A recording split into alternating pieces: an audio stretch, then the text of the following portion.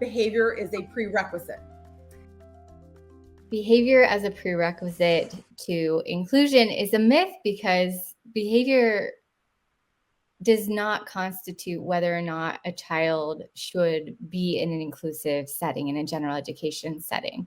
Sometimes, and we've chatted a little bit about this on here before, sometimes behavior is a result of the environment. And so if a child is in a certain setting and experiencing certain behaviors, we're not always sure that those behaviors are going to transfer over to the general education setting, and vice versa. We don't know until we try. So behavior is not a prerequisite, because there are so many factors that go into why students exhibit certain behaviors. And it's our job as educators to figure out what the function is. And so placement is really irrelevant to that, unless we are trying all sorts of things in a gen ed setting and we have a clear positive behavior support plan in place, and the student is still communicating that setting is not correct, then we have to listen to the student. But to think about behavior as a prerequisite to general education, to inclusion, is just a completely flawed theory. And I can't tell you how many times I see school districts try to make a case as to why a student can't be in gen ed, talking about behavior. But then you look at the child's IEP and you see that there is no behavior support plan at all. And there are no supports in place. And yet we're still using this as an excuse as to why certain setting is not appropriate, but we haven't actually done our jobs as educators to implement certain supports and strategies to really allow the student to maximize their learning and access the learning and curriculum with those positive behavior supports in place. Academic achievement is a prerequisite for inclusion. No. And so many school districts think that you do. So many administrators think that you do. Think you cannot be on modified curriculum unless you are in a self-contained mod severe SDC, for example. That is not the case. You don't need any type of test score. You don't have to be meeting grade level standards to be included in a general education classroom. In fact, we have so much data and research these days that suggests that students with intellectual disabilities and more significant support needs thrive and excel when they are in those settings. So no, that is not accurate. In gen ed, right, everything that Dr. Solone just talked about, it is about learning in your own way with the class, in whatever way you are learning. That is true, like universal design for learning, and there shouldn't be any pressure about that, right? Because it should be designed, should be being the key phrase, so that you are involved with everything happening, but learning exactly where you are, and that you don't have to close the gap. Shouldn't be the expectation. I mean, the goal for many, definitely great if you can close that gap, but for some kids, it's not going to be possible. And that again that should not be a barrier into gen ed. So, right. It's really important, because it's not something that we really hear the opposite a lot. So that's definitely something to remember.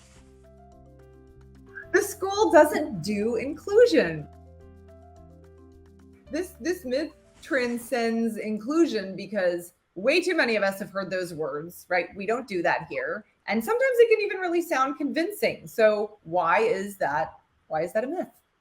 It's a myth because every district has to offer a continuum of services, placement options for their students. A continuum of placement options. Your least restrictive environment, that continuum where a child falls is different depending on the child, right? I think most children should be in gen ed, and I think that is most students' least restrictive environment, personally.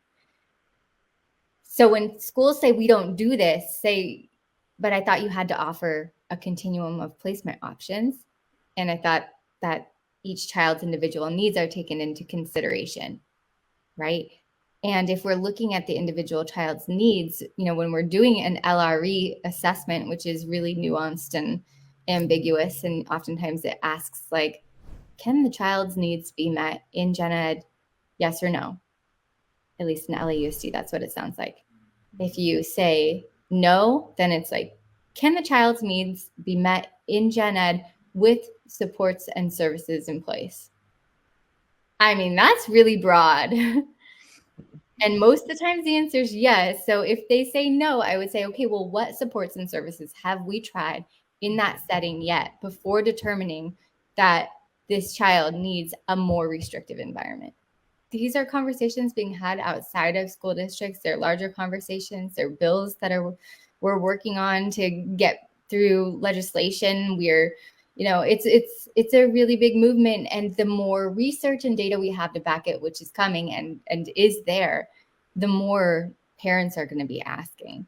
So if not now, it's coming down the pipes, and there will be more pressure on schools to be providing inclusive options more widely than they are now. So if they're not willing to address it now, then they're going to have to down the line. So it's got to start somewhere. Your child won't get anything out of it. I hear that a lot, and I hear it oftentimes I hear it both from parents and from gen ed teachers the most. And again, I think it's because we have worked presumptions around what learning looks like and what it means to get something out of something. Yeah. And also incorrect or just limited knowledge about access and how to provide access to students who may not learn in a typical fashion. And so kids get so much out of inclusive classrooms most of the time. And it's not inclusion if a child's just in the back at the table and doesn't have access to the curriculum, right? Like, that's not true inclusion. When we're talking about inclusion, we're talking about really meaningful inclusion, where that is this child's classroom. The gen ed classroom is their classroom. Their peers are their peers. They're not on a different roster. They're not out of that classroom for the majority of the day. They're not siloed at the back table with an aide working on something totally different, right? That's not inclusion. That's not what we're talking about when we talk about inclusion. When we talk about inclusion, we're talking about a child who has access to the gen ed curriculum, who can engage in the lessons, but at their own skill level and working on their own learning targets that are aligned to what the class is working on. It means that they have their peers, that they have access to the social opportunities, that they have relationships with their peers that are developing and growing. And sometimes that takes a long time. But if you're not in those spaces, that will never take place, right? So yeah, children get way more out of it than we think, especially when it's a nurturing, loving, caring environment where they feel like they can take risks, grow, learn, thrive. I'll just give you one example. It's one of my favorite examples. I had a student who came to me in third grade, and his mom said, he's been in SDC since kindergarten. He has an intellectual disability. His speech has basically plateaued since kindergarten. He can say his name, Lion King, and I love you. And that's pretty much it. And his sister's name. And so he came in third grade, and there were a lot of challenging behaviors at first. He wasn't used to the setting. He wasn't used to the environment. He was, acclimating like we all need to do when we're doing something new or in new spaces with new people. By the first month, he was saying many more words. He had peers all around him that were modeling conversational skills, that were doing things that he was really motivated to chime in and figure out, how do I communicate this? By month 3, he was speaking in full sentences. And I'm not saying this is going to happen every time, right? This is just one example. But by month 3, he was speaking in full sentences, saying all of his wants and needs. His behavior had improved drastically. He had tons of friends in the classroom. He was a really social little guy. And it was incredible. Now, someone could have said, well, what's he going to get from a gen ed classroom? He's, still learning basic sight words and isn't yet reading, and, is really struggles with fundamental skills.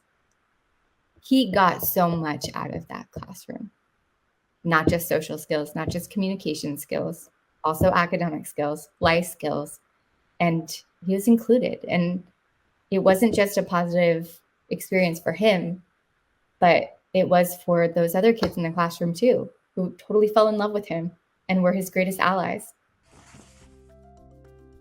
Interventions can't occur in the gen ed classroom.